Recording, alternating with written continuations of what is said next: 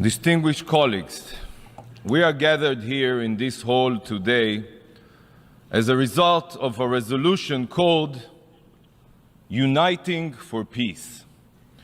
Sadly, this emergency session has nothing to do with peace. Every member state here today who is convinced that we are about to discuss yet another round of conflict in the Middle East, another dispute between Israel and the Palestinians, is wrong.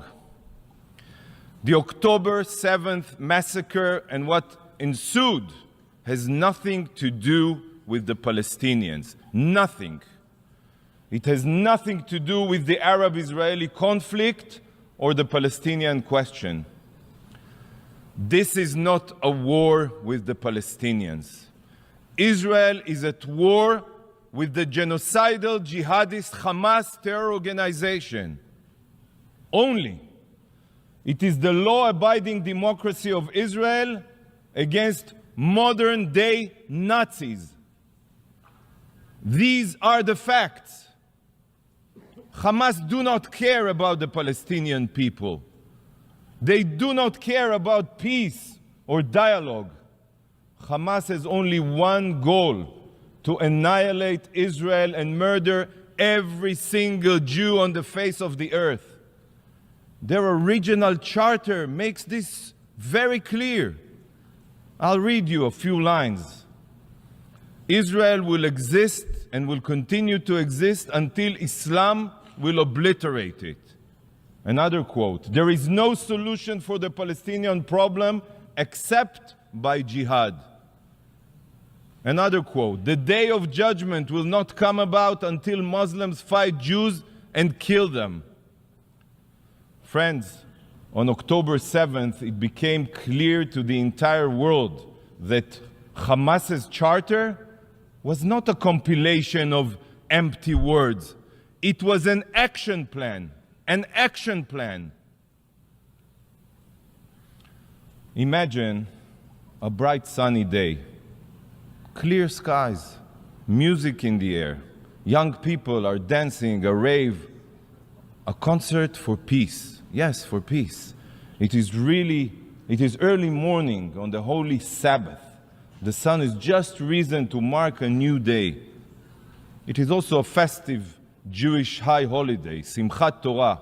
Simchat Torah means the joy of the Torah, where we celebrate the book of books, our holy Bible. And then, in one split second, this idyllic Eden became hell on earth. The peaceful morning air was pierced with the wail of rocket sirens. Thousands, I'm telling you, thousands of Hamas mortars and rockets rained down indiscriminately on many Israeli cities and villages. But the rockets were only cover for the pogrom that followed. Barbaric Hamas terrorists invaded Israel from the sea, the land, and the air. They came with one purpose only: to savagely murder every living thing they encountered. Hamas Nazi murders went from house to house with hit lists. A thoroughly planned, willful, premeditated attack. They brutally murdered civilians in their beds. They drove pickup trucks with machine guns. Yes, we all remember, just like ISIS, and fired blindly at hundreds of young people at a concert. 300 were burned alive or butchered in that concert. Much of what remained were clumps of flesh and bloody limbs. Parents had to bring their children's toothbrushes for DNA so they could figure out whose limb belonged to who. These Hamas monsters raped women and children, parading naked girls that they raped and bodies that they defiled through the streets of Gaza, while thousands, and I'm telling you, thousands, you can see the footage, jeered and cheered. The savages tortured small babies. Just like the Nazis, Hamas terrorists removed infants from their cribs. Yes, we have it on video. Swung them repeatedly against the ground until their skulls became a pulp. Children were murdered in front of their parents, and parents in front of their children. I've seen a video of a terrorist filmed by himself, who tossed a grenade into a bomb shelter with a father and his two young boys inside. The father was killed instantly, and the two boys ran out of the shelter screaming that their father is dead and that they want to be dead too. All this is occurring, believe it or not, as the monster who murdered their father calmly helps himself to the contents of the family's fridge. Yes, no horror movie compares to the pure brutality that Hamas carried out. No, none.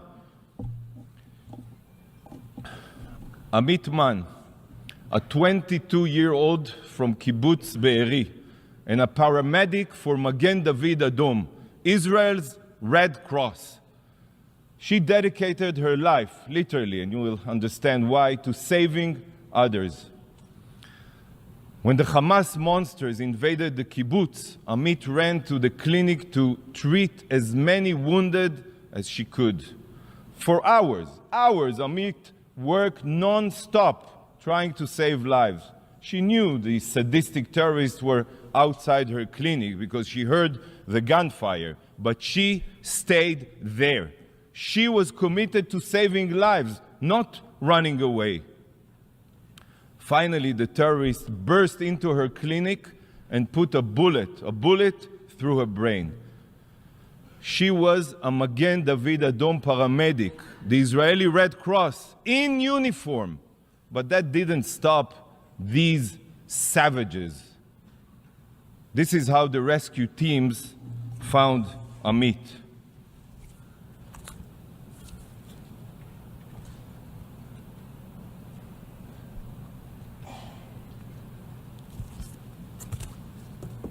Ambulances were set on fire. Not one, many. Dozens of Magen David Adom medical teams were intentionally targeted on their way to tend to the wounded. And many other paramedics were murdered. Barzilai Hospital in my hometown city, Ashkelon, in Israel, suffered direct hits from Hamas rockets. Not for the first time. Hamas has been deliberately firing rockets at it for years, intentionally. Yet, not a single condemnation of this barbarity has been mentioned here. Not here, not by the Security Council, not by the Secretary General, and not by this absurd resolution. It seems that hospitals and medical teams only need to be protected as long as they are not Israeli. The hypocrisy is beyond belief, beyond belief. The brutal ISIS-like monsters abducted over 220 hostages from Israel and dozens of other countries, including babies, children, persons with disabilities, the elderly, and Holocaust survivors. Kfir Bibas is 9 months old. 9 months old, and he is being held right now in Gaza as a hostage. 9 months old. What barbaric terrorist can do such a thing? And together with him, 30 other children. 30 other children. We saw Hamas's brutality in Israel. I cannot begin to fathom what horrors the hostages are enduring right now, as we speak here. 20 days have gone by, and Israel is still counting her dead. It took weeks to collect all of the bodies. Some bodies are burnt like pieces of coal. It is almost impossible to identify them.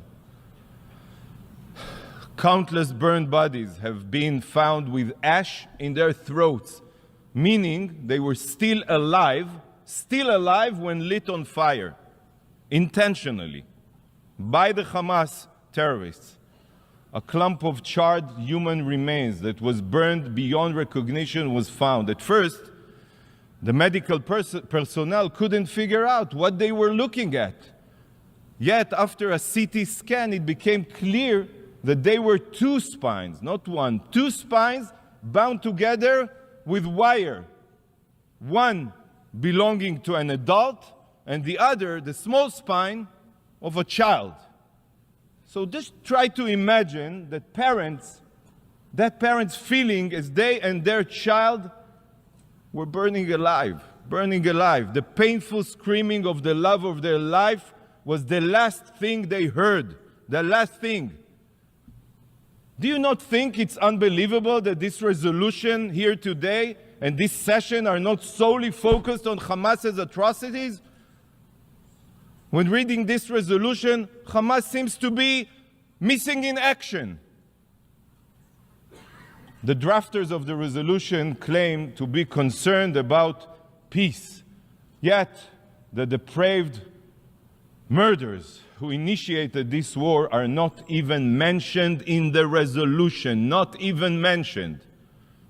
They see each one of you as puppet. They write a resolution completely devoid of any content related to the situation. They assume that you have already forgotten who it is that is responsible for the inhumane violence, and they just expect you to support it automatically. This resolution is a disgrace to your intelligence, a disgrace. It is unfathomable that such a resolution, one that doesn't even mention Hamas, could possibly be voted upon here. Let that sink in, please. Distinguished representatives, Hamas carried out atrocities, the likes of which we have not seen since the Holocaust. Yet, unlike the Holocaust, where the evidence we have is mostly black and white photographs and soundless footage, here the proof is in high definition. Because some of it is from, yes, security footage, but much of it is from the cell phones and GoPro cameras belonging to the Hamas Nazis themselves. Many may be asking, why did they film their sadistic violence? Well, I'll tell you why. Very simple. They filmed it in order to terrorize the Israeli public, to release these videos and put fear in the hearts of the citizens of Israel. By the way, this is what terrorists do. They terrorize. I have seen much footage over the past weeks that will be seared into my mind forever. But there is one sight that I keep on seeing when I try to sleep. In the video, one can see a terrible injured civilian, bloodied yet alive, laying on the ground as a Hamas savage screaming, Allahu Akbar, repeatedly pummels the man's neck with a garden hoe in order to decapitate him. The man on the ground is an agricultural worker from Thailand. He's not Israeli, he's not Jewish. He was merely alive trying to make a living for his family. But he was decapitated with a blunt gardening tool. Horrifying. Israel is not at war with human beings. We are at war with monsters. Here is the video.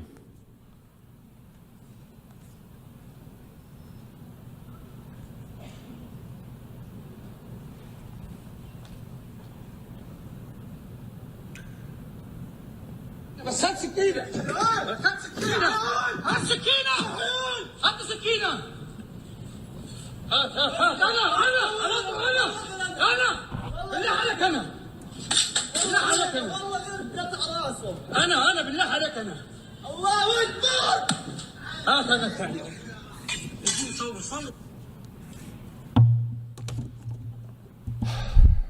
My mission distributed and will continue to distribute QR codes with a direct link to files where you can see this horror and many other Hamas atrocities. What you see here are not pictures from Auschwitz, but Israelis raped, butchered, and burned alive. This is not Auschwitz. This is Hamas. There are no words in the English language, in any language, to describe the evil that we all just witnessed. And the reason it is not describable is because it has no place among humankind. Over 1,400 have been slaughtered, 1,000 injured, and over 220 hostages are being held right now by Hamas ISIS terrorists. To say that this is Israel's 9/11 would be an understatement. Proportionally, the death toll of this atrocity is 15 times bigger than 9/11. By the way, our enemies are not 7,000 miles away, they are 7,000 feet away, in our own backyard. So for this reason, Israel's mission is to eradicate this evil from the earth. Eradicate. ISIS was the Islamic State of Iraq and Syria, and Hamas is the Islamic State of Gaza. So just as was done with ISIS, Hamas must be no more. Our goal is to completely eradicate Hamas's capabilities, and we will use every means at our disposal to accomplish this. Not for revenge, no. Not for retaliation, no. But to ensure that such depravity, such atrocities never occurs again. Israel is at the forefront of the war on radical jihadist terror. And if Israel doesn't succeed in obliterating Hamas's terror capabilities, the whole world will pay the price. Hamas's genocidal ideology, just like ISIS, Al-Qaeda, or the Ayatollah regime in Tehran of Iran, is not just about destroying Israel. You all know it. It is ultimately about world domination. It is about bringing the jihad war to the soil of each and every one of your countries. They will not stop until they murder all of the infidels, as they call us. Colleagues, for the past 16 years, the international community and the UN have been complacent to Hamas's terror buildup in Gaza. Complacent. The world has kept its head in the sand as Hamas embedded its missiles and rockets deep within and under the civilian population of Gaza. It accepted an absurd reality that a law-abiding democracy could live side by side with cancerous genocidal terrorists that fire tens of thousands of missiles indiscriminately at our civilians, unprovoked. We have seen that nothing can change Hamas's genocidal ideology. Sadly, not the rehabilitation of Gaza, not economic incentives, not any promise of a brighter future. The UN tried. Many of you tried. But everyone failed. Everyone failed. And you know why? Because nothing can change a genocidal ideology. Nothing. There is only one solution to curing a cancer. It is the evisceration of every cancerous cell. The international community has poured billions of dollars into Gaza, and it all went to Hamas's war machine. It went to its subterranean city of terror. It went to its missile manufacturing facilities. And you remember, 18 years ago, Israel unilaterally withdrew from all of Gaza. We withdrew from all of Gaza. Hamas could have invested the international funding it received into building power plants, water desalination plants, every other civil infrastructure. But no. Instead, Hamas exploited every inch of the Gaza Strip for their violent goals.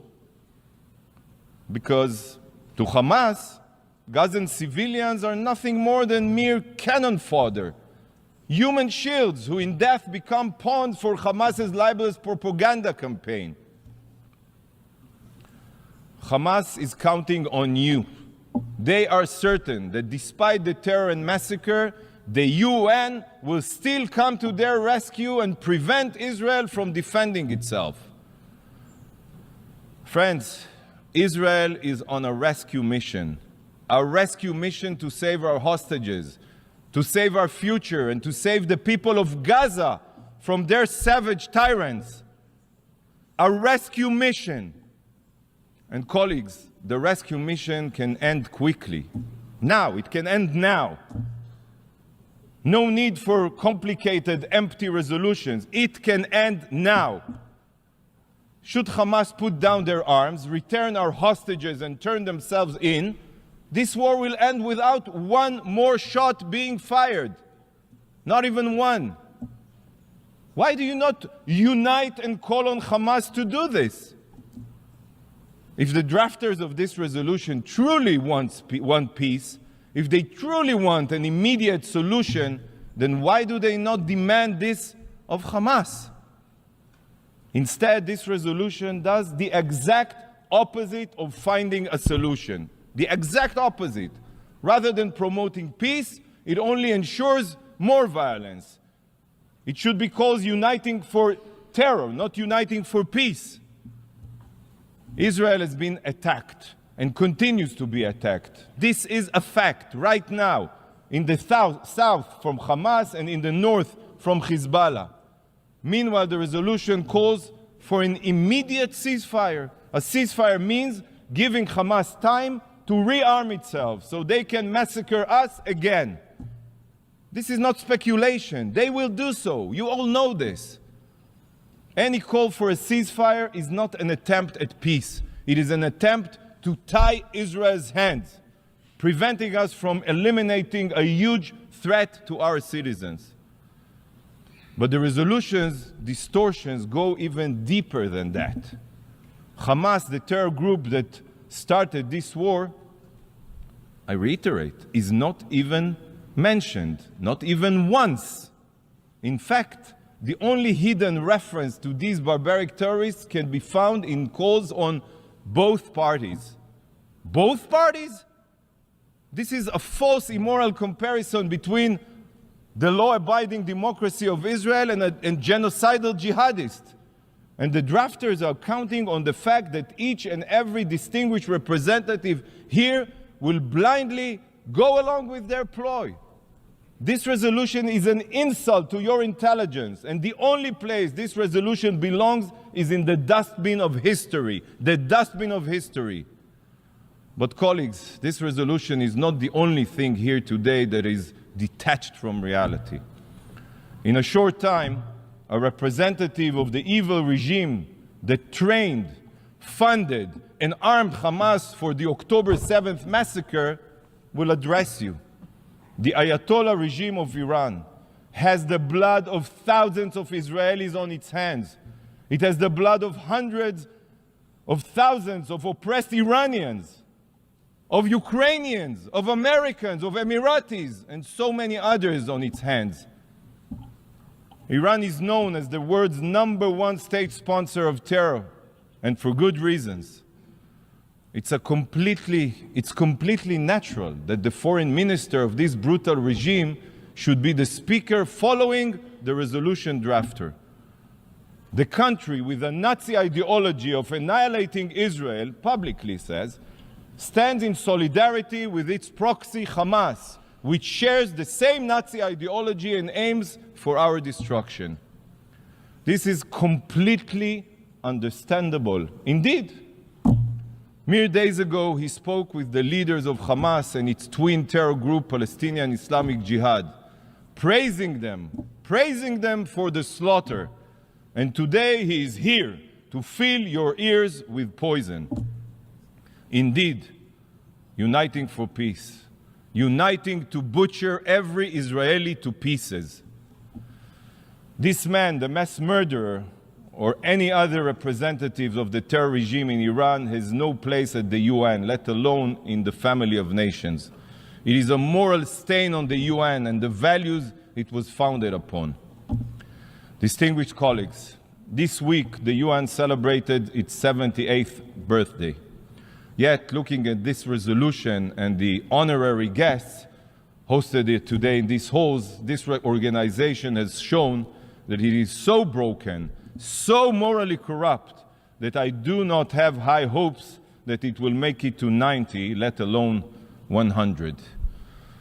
I'm just a realist. Today serves as the clearest proof that this body is bleeding its relevance, legitimacy, and justification.